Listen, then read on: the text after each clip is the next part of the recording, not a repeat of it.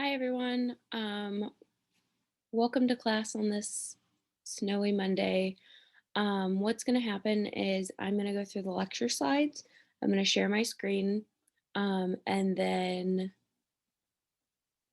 you can watch this in your spare time. We're not going to meet synchronously today. We're just going to meet like this. I think it'll make it easier for everybody. And no, we're not meeting in person. So let's go ahead and share my screen. All right. Hopefully y'all can see this. So today we're going to start talking about media richness and media richness theory. In the email I sent, there is a link to a video that I said you should watch this before starting this lecture video. And this is that video, so make sure you go ahead and click on that little link. It's like 2 minutes, 45 seconds. Okay. So we're going to go ahead and get started with media richness theory by Daft and Langle in 1986. And it posits that characteristics of the media are going to act as constraints on the ability to express nonverbal emotion in relational communication. Okay, so think about it this way: face-to-face communication versus texting versus I apologize, sorry about that, versus calling on the phone. Each of these are different levels of richness in the media, or just richness in general, to express nonverbal communication, right? When we're face to face, we can see other people's facial expressions, we can see what other people are wearing, how other people smell, what they're doing with their body or their hands,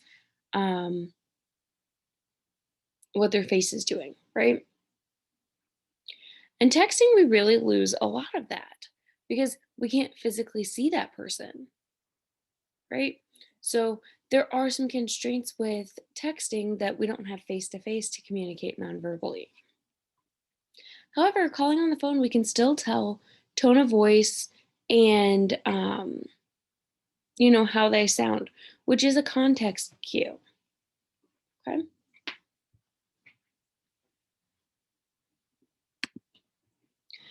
Next, we've got the media constraints.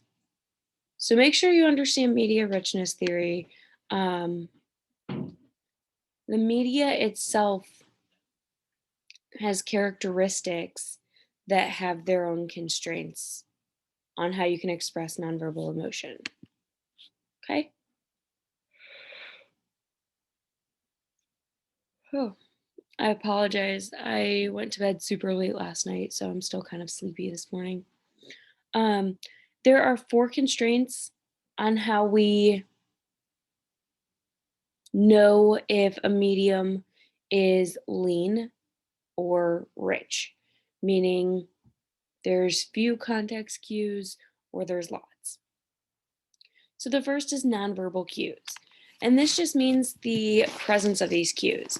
So, can I see your face? Can I see or hear your voice?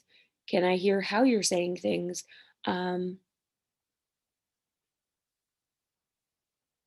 There's all these nonverbal cues that we talk about. Now, that's not to say in text that you can't show how you're feeling nonverbally. Think about when you use emojis, right?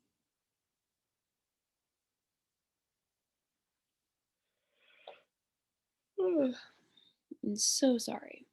Think about how we use emojis, right? They are used to really show how we're feeling. The immediacy of the feedback.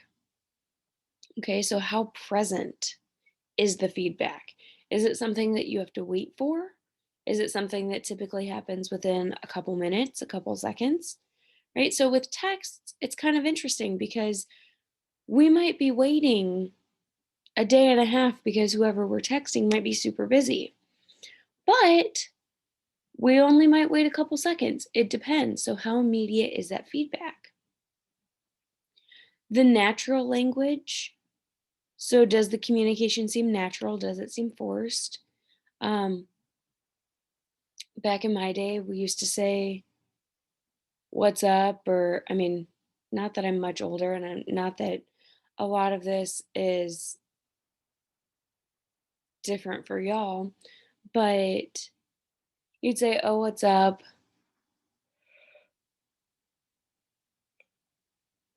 The other person would say, "Not much." Usually it was NM and then a space and then the letter U. So, "Not much, you." And you'd say, "Not much." And then the other person would say, "Oh, I see." Right? So, without continuing that communication by just saying, "Oh, not much," doesn't lead the way for um, natural language to occur, right?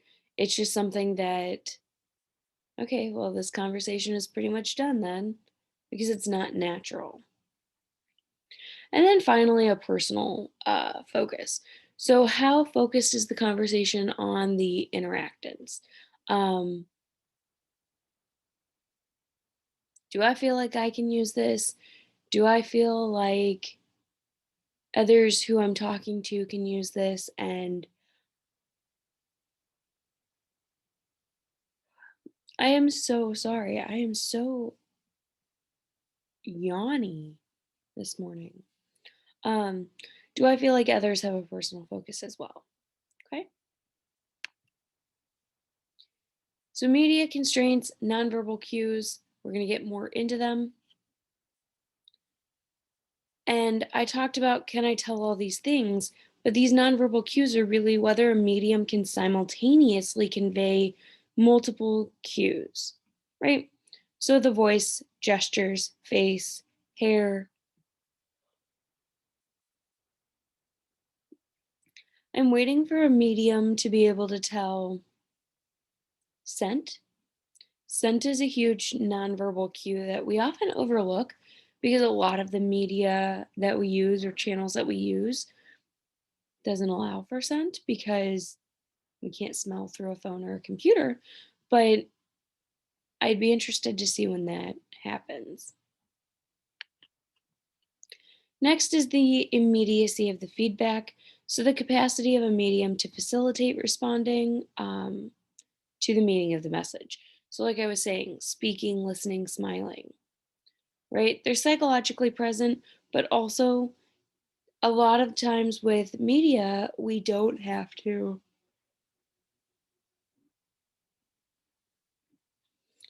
wait a day and a half to get a response like snail mail, but we might have to wait a couple hours for texts. But with FaceTime, that immediacy, psychologically, we're both here. Um, and it's like it's in real time. I mean, it is in real time, but it's over a medium. Okay. Natural language is the ease and flexibility of the communication, right? So, writing tends to be more difficult than speaking to not only create the communication, but interpret.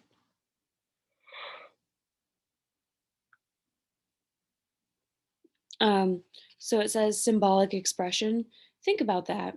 I mean, when you use emojis, there's a lot of different emojis that can be misinterpreted, but also, do I feel like this communication is happening easily or naturally? Do I feel like both of us are kind of moving with the flow, right? Um, if not, that natural language turns into a constraint. And that goes back to the example I gave where I said, "Oh, not much, you," and you say, "Not much." What am I supposed to do with that? Okay. Personal focus is contexts for feelings and beliefs. This was a Reddit thread where the guy edited the comments so the replies don't make sense. LOL, same. LMAO, I can relate.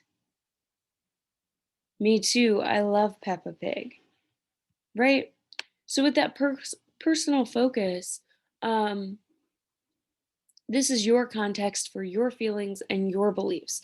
And other people have their own personal focus. So, this is why things don't always make sense when we are online. Okay. So, this is a media richness continuum from rich to lean. And I'm not going to read them one by one, but you can see what a rich conversation would be and what is available versus lean, what is unavailable. So rich would be face to face.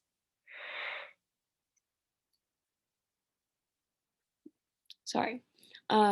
We see our personal cues, immediate feedback, natural language, and personal emotions are all there. But as we start to get more lean, things become more unavailable. So interpersonal written memos or reports are the leanest of the communication medium. And we see nonverbal cues, immediate feedback, natural language, and personal emotions are just not available. Okay. So with media constraints, we have to be careful. Um,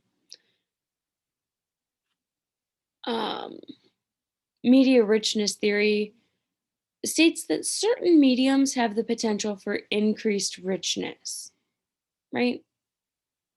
But that doesn't mean that people are actually utilizing that potential. So just because we can immediately communicate via text doesn't mean that we're going to utilize that potential at all times. Sometimes we're at work and can't, sometimes we're in class and can't. Um, just because we can doesn't mean we always do. My niece always FaceTimes me at the worst times possible. And she'll FaceTime me during our class. She might FaceTime me near the end of our class because I say I get out at 1:30, which is 12:30 her time. So at 12:30, she's immediately, or we'll say 12:20 because that's when our class normally ends. She's immediately FaceTiming me. And I'll FaceTime her at maybe 12:23, 2 minutes later. And I have to wait, even though it's a technology where we can communicate right now, right? So just because we have this potential for increased richness doesn't mean it's always being used, right? Even when we FaceTime, we might be doing other things. Okay. So that's as far as we're going to cover today for the slides. Um, this snow should be gone. Well, I don't think it's supposed to snow more. So hopefully I'll see you in class on Wednesday. Um, I won't be emailing the slides out because you can see them via this video. So just make sure you are watching this video and asking questions as needed. Um, I realize I didn't even refer back to that video at the beginning. It's a breakfast machine. It's the Rubes Goldberg, where basically they make breakfast using a bunch of machines. And that's kind of like media richness theory, not with um, not with nonverbal communication, but thinking about all the technologies available. And even though our toast can be toasted in a toaster, so our bread can be toasted in a toaster, they make this machine that drops the bread into the toaster and then the toaster drops it out. And that's supposed to add richness to our technology and our media, but sometimes it just kind of gets in the way. So think about that. We'll talk about it more in class on Wednesday. If you have any questions, comments, or concerns, don't hesitate to reach out, and I will see you on Wednesday. Have a great day.